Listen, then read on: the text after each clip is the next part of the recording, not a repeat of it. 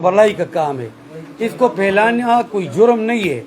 इसके लिए बढ़ चढ़ के हमें एक दूसरे के हाथ में हाथ देना चाहिए। और बिल्कुल ये चंद महीने से और बल्कि चंद मैं समझता हूँ कि 2-4 सालों से जो पाकिस्तान के अंदर माशी एक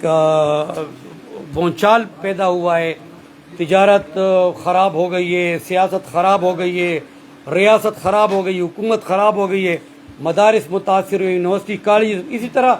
जामिया हक्कानिया भी बहुत बुरी तरह मुतासिर हुआ उसके माली, जब इन्होंने बहुत ज़्यादा महंगाई की और 2-2 ढाई करोड़ के सुई गैस के हमारे लिए जब बिल आते हैं तो हम हैरान रह जाते हैं कि एक वादी ज़ीज़रा गैर ज़ीज़रा जो जिससे मक्का मुअज़्ज़मा इब्राहीम अलैहिस्सलाम की बीवी और इस्माइल अलैहिस्सलाम के लिए वादी गैर ज़ीज़रा था, तो अकोड़ा खटक भी एक वादी गैर ज़ीज़रा जगह पे ये नाम इसका दुनिया में है, लेकिन ये कोई इंडस्ट्रियल जोन में नहीं है, ये कोई तिजारत के हब में नहीं है, एक गरीब गांव में है, कमज़ोर से गांव में। वहाँ कहाँ पे उमरा और बड़े बड़े कराची और लाहौर के सेठ और नवाब पहुँचते हैं।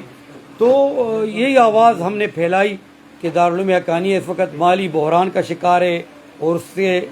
कर्जदार भी वापडा के हो गए हैं और खाने पीने की अशिया, अजनास और तनख्वाहें असातिज़ा की और 2-3 वक्त का जो खाना और चाय पानी तलबाए किराम को दिया जाता है, वो भी 6000 के तकरीब लगभग यहाँ पे रहते हैं। और वो हफ्तावार हमारा बिल जो है तो सिर्फ खाने की रोटी का, सिर्फ सूखी रोटी का हम देते हैं, तो वो भी 8-9-10 हज़ार हफ्तावार हम ठेकेदार को यानी फिल करते हैं, देते हैं उसको। तो ऐसे हालात पैदा हुए और हम इस पे काफ़ी वक्त से वर्क कर रहे थे। लेकिन अभी जो हालिया 1.5 साल से जो महंगाई का और चंद महीने का जो महंगाई का तूफान उठा है, तो उसके आगे तो बड़े बड़े सफ़ेद पोश और इंडस्ट्रियलिस्ट और कारखानेदार नवाब अरबपति भी रुक गए। तो इदारा इसलिए जाम सा हो गया था, रुका नहीं है। इंशाल्लाह दीन का काम रुकना नहीं, वो ता क़यामत जारी व सारी रहेगा। लेकिन इस पे बेशुमार कर्जे हैं, बिल हैं मार्केट के लोगों के, वो ज़रूरी हैं शरई अखलाकी लिहाज से उनको अदा करना हमारी एडमिनिस्ट्रेशन मोहतमिम और नायब मोहतमिम की ज़िम्मेदारी में से बनता है। तो हम चाहते हैं कि वो जल्द जल्द पूरे करें और जो अधूरे काम हैं यहाँ पे तालीम और तरक्की के और खानकाई निज़ाम के, तबलीग के, उनके लिए तलबा के लिए यहाँ पे कमरे नहीं हैं, अधूरे कमरे हैं और उनके लिए हम यानी कहीं पे बिजली का इंतज़ाम नहीं, शदीद गर्मी हमने चंद जनरेटरों पे गुजारी, पेट्रोल, डीजल, सी गैस, चीनी, घी और दालें चावल ये सब इंतहाई महंगे हैं। और हम तलबा जो है बेचारे वो हम उससे कभी साग के ज़रिए और कभी कोई छोटी सी चीज़ के ज़रिए उनके लिए सादा सा सालन बनाया जाता है, जिस पे हमारा सालाना करोड़ों रुपए लग जाते हैं। तो लोग समझते हैं कि सामने फ्रंट पे 2-3 इमारतें अगर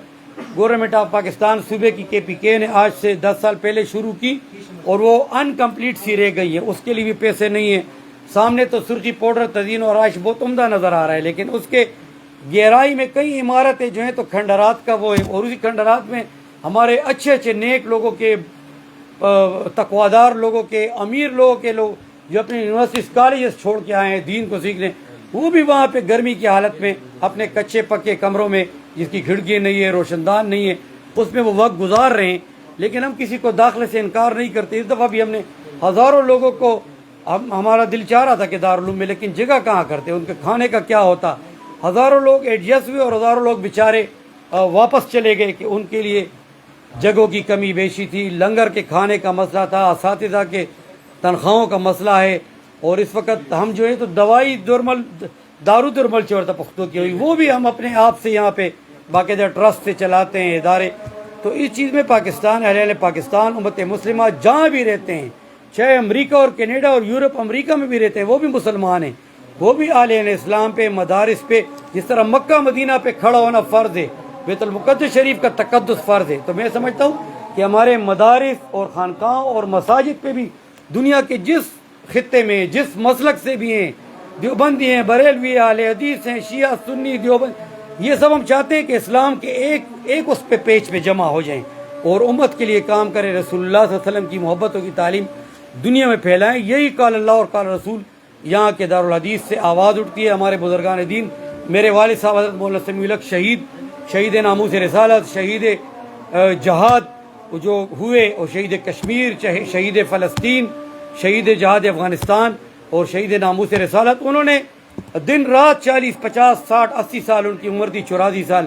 محنت کی، اور میرے دادا جان شیخ الحدیث مولانا عبدالحق صاحب نور اللہ عمرہ کام کو آگے بڑھایا اور اس کو، لیکن یہاں پہ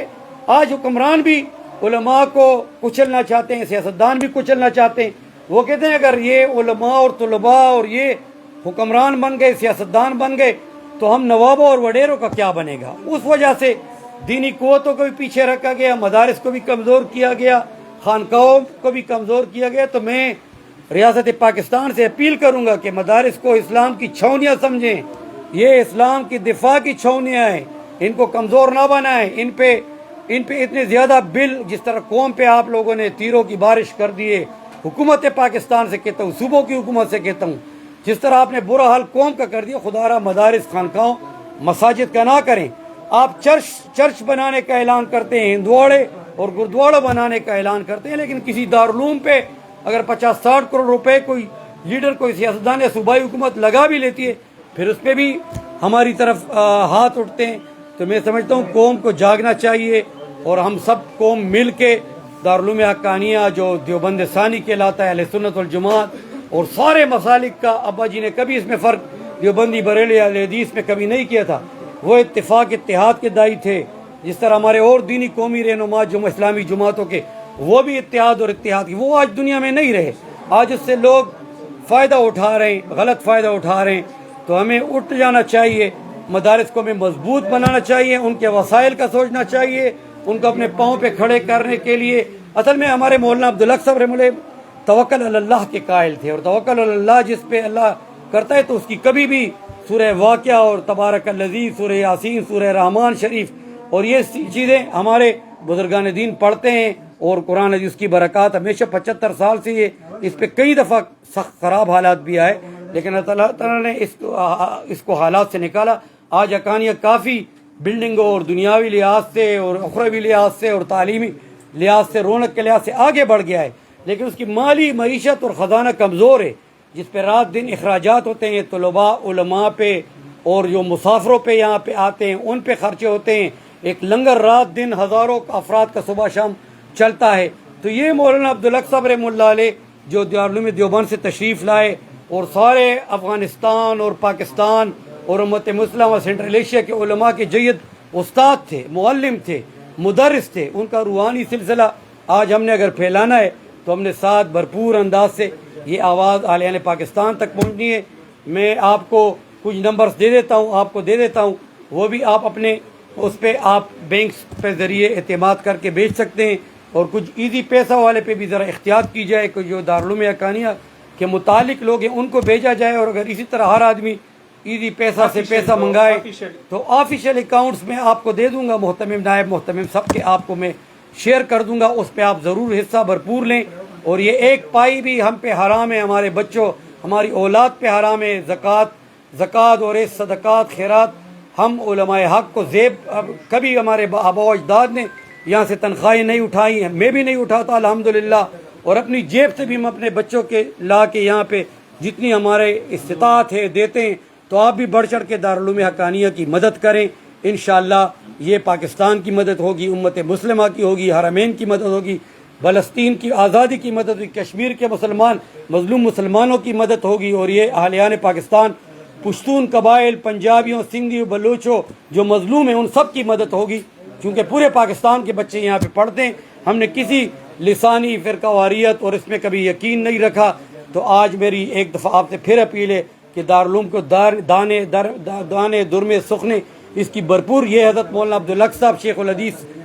امیر المومنین، امیر المجاہدین، حضرت مولانا سمیع الحق شہید امیر المومنین، امیر المجاہدین کی نشانی ہے، ہم اس کے چوکیدار ہیں، پاسبان ہیں۔ انشاءاللہ ہمارا ادارہ، خاندان، اساتذہ اور دارالعلوم حقانیہ کی مجلس شورا متحد رہے گی، اور اس کام کو انشاءاللہ کاس کو آگے لے جائے گی۔ میں آپ کا اور میڈیا کا ایک دفعہ پھر شکریہ ادا کرتا ہوں۔ وصلی اللہ تعالیٰ علی خیر خلقی محمد و آلہ اصحابہ اجمعین۔ اسلام زندہ باد، جامعہ دارالعلوم حقانیہ پاکستان زندہ باد، اور پاکستان امت مسلمہ، عالم اسلام، عرب عجب سب زندہ باد۔